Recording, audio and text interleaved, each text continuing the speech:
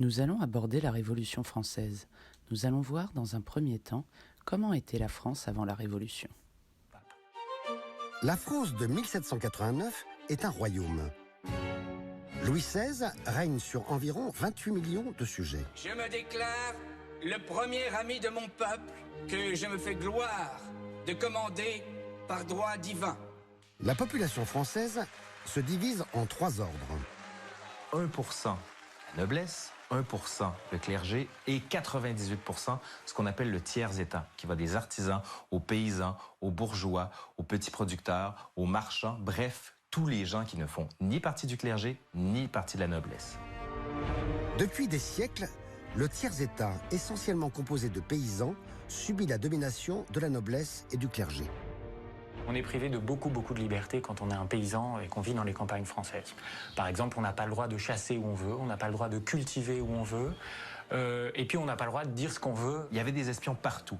Si on parlait contre le roi, contre la justice, contre la police, on avait droit à un séjour en prison.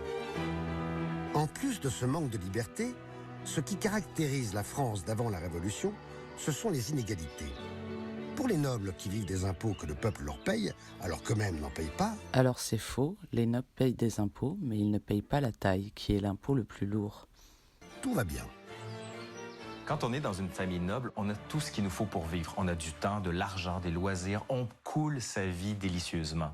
En revanche, quand on fait partie du peuple des paysans, on travaille toute notre vie et on n'a qu'une chose, la misère.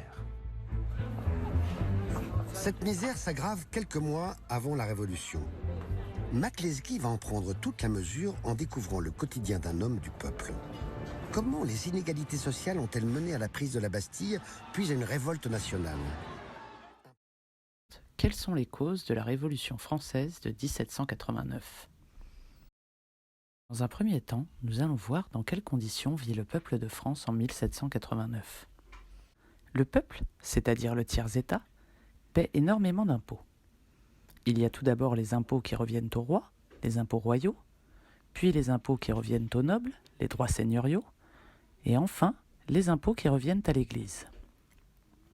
De plus, le pain, qui est l'aliment de base à cette époque, devient rare et cher. Le peuple a faim, et quand le peuple a faim, il se révolte. Je ne sais pas d'où tu sors, mais nous on a faim. Depuis 2 ans, entre les inondations, la sécheresse et la grêle. Les récoltes sont catastrophiques et le prix du pain a augmenté de 50%. À ce point-là? Et avec tout ce qu'on doit payer, aux nobles, à l'église et au roi, comment tu veux qu'on Un mange ? mauvais été en 1788, un hiver rigoureux en 1789 ont considérablement réduit les réserves en blé de la capitale. Le pain voit son prix s'envoler non seulement à cause de la pénurie de blé, mais également à cause d'un impôt qui fait particulièrement polémique à l'époque. Pour que le grain arrive des campagnes où il est récolté jusque dans les villes, imaginez-vous qu'à chaque passage de village, qu'à chaque passage de pont, vous avez une sorte de douanier qui prélève une quantité de grain en échange de votre passage. C'est ce qu'on appelle l'octroi, c'est une sorte de taxe. Ça veut dire que par exemple, une charrette qui part de la campagne avec 30 sacs de blé, quand elle arrive chez les boulangers dans Paris, il n'y a plus que 25 sacs. Exactement. Le reste a été prélevé à l'entrée des ponts ou des villes sous forme d'impôts. Absolument.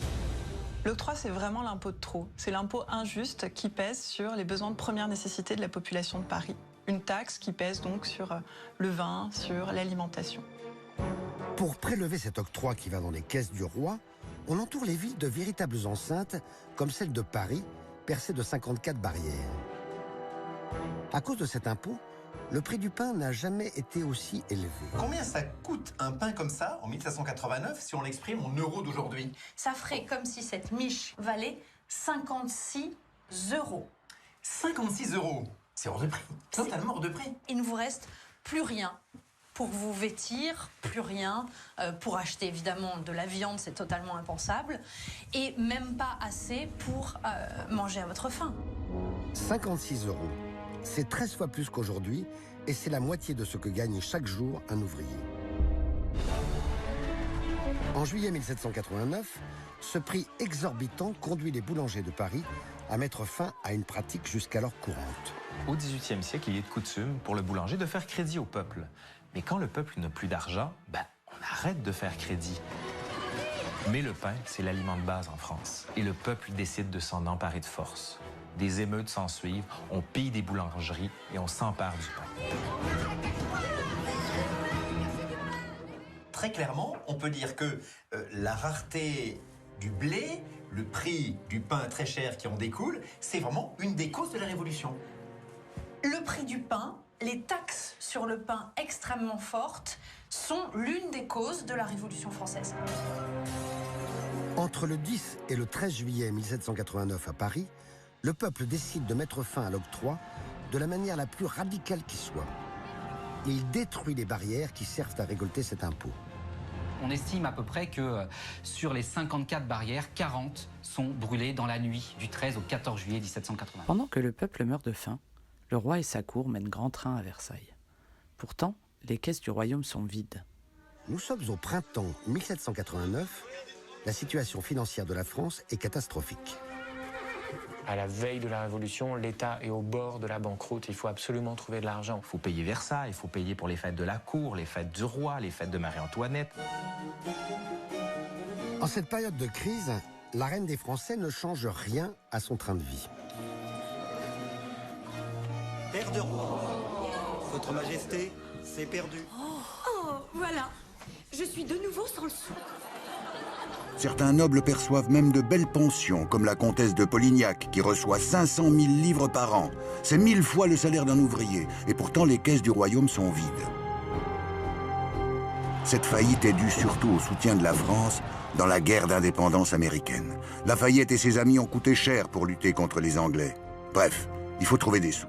Ne sachant plus quoi faire pour éponger les dettes du royaume, Louis XVI décide de réunir les États généraux. Les ministres du roi, dont Necker, proposent de faire payer l'impôt à la noblesse qui, bien sûr, n'est pas d'accord. C'est pour ça que Louis XVI décide de réunir les États généraux. Une grande assemblée où sont représentés la noblesse, le clergé et le tiers-État.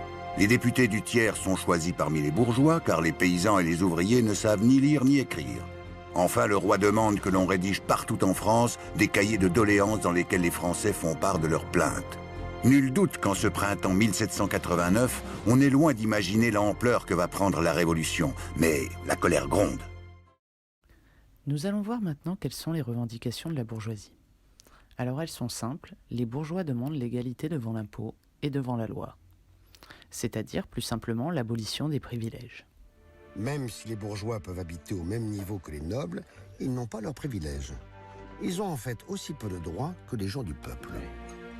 Aujourd'hui, on a souvent tendance à confondre les bourgeois et les nobles. En réalité, à l'époque, ça n'a absolument rien à voir. Quand on est bourgeois, on n'est pas né noble. Et donc, ça veut dire qu'on n'a pas accès à tout un tas de métiers, à tout un tas de privilèges. Par exemple, on ne peut pas devenir officier dans l'armée. Par contre, quand on est bourgeois, on paye absolument les mêmes impôts que la plupart des gens du peuple. C'est justement à cause des impôts que la colère des bourgeois va s'ajouter à celle du peuple et entraîner la Révolution. Et voilà, la leçon est terminée. Nous allons voir ensemble ce qu'il faut retenir. Tout d'abord, tu dois savoir qu'une révolution est une révolte qui mène à un changement de régime politique. Lors de la Révolution française de 1789, on passe d'un régime monarchique à un régime républicain. Puis, tu dois savoir dans quelles conditions vit le peuple de France, qu'il paye beaucoup d'impôts au roi, aux nobles et au clergé. En plus, des mauvaises récoltes font que le pain est rare et cher. Malgré cela, à Versailles, Louis XVI et sa cour vivent dans le luxe. Pourtant, le royaume de France est endetté. Louis XVI doit trouver de l'argent. Louis XVI décide de réunir les États généraux afin de récolter des fonds pour rembourser les dettes du royaume. Le peuple est amené à formuler ses doléances, qui sont rédigées dans des cahiers, qui seront portés au roi pendant les États généraux. Les revendications de la bourgeoisie sont simples. Elle veut la fin des privilèges, c'est-à-dire l'égalité devant l'impôt et l'égalité devant la loi.